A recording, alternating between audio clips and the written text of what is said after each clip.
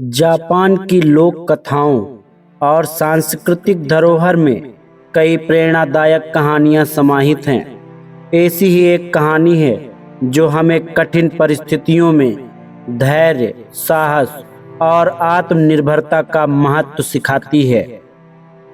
यह कहानी जापान के ग्रामीण परिवेश में एक छोटे से गांव की है, जहां एक बुजुर्ग और उसकी पोती रहते थे। कहानी के अनुसार एक समय की बात है जब जापान में एक छोटे से गांव में अकाल पड़ा।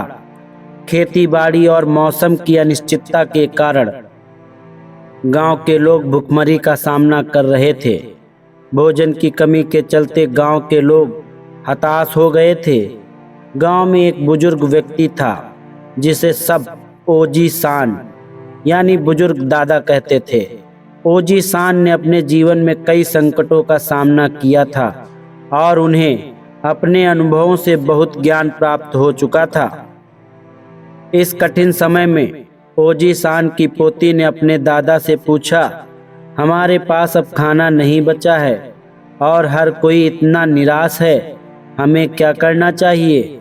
ओजी सान ने उसे मुस्कुराते हुए एक कहानी सुनाई और कहा, इससे पहले कि जब हमारे पूर्वजों ने ऐसी परिस्थितियों का सामना किया तो उन्होंने अपनी मेहनत और धैर्य से नए रास्ते खोजे।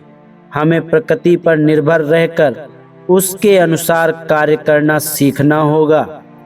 फिर ओजी सान ने गांव के सभी लोगों को इकट्ठा किया और कहा, हम सबको एकजुट होकर काम करना होगा।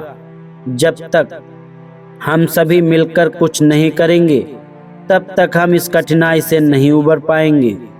ओजी सान ने गांव वालों को सुझाव दिया कि वे नदी किनारे जाकर छोटे छोटे तालाब बनाएं ताकि पानी इकट्ठा हो सके और जब बारिश आए तो वे उस पानी का उपयोग खेती के लिए कर सके।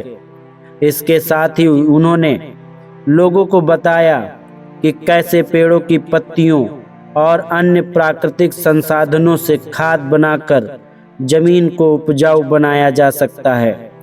गांव वालों ने ओजी सान की बात मानी और पूरे गांव ने एकजुट होकर तालाब बनाए, पानी इकट्ठा किया और प्राकृतिक खाद तैयार की। धीरे धीरे उनके खेतों ने फिर से फसलें उगने लगीं। गांव के लोगों ने इस दौरान सीखा कि संकट के समय हिम्मत और धैर्य बनाए रखना ही सफलता की कुंजी है। अकाल के बाद गांव में पर्याप्त अन्न और जल होने लगा और धीरे धीरे उनकी परिस्थितियों में सुधार होने लगा। ओजी सान की सलाह और उनके कार्य ने सभी को प्रेरित कर दिया और गांव में एक नई ऊर्जा का संचार हुआ। यह कहानी हमें सिखाती है कि जीवन में कठिन समय का सामना करने के लिए आत्मनिर्भरता और धैर्य एवं सहयोग की आवश्यकता होती है। इसी तरह की प्रेरणादायक कहानियों के लिए हमारे चैनल को सब्सक्राइब करना ना भूलें। धन्यवाद।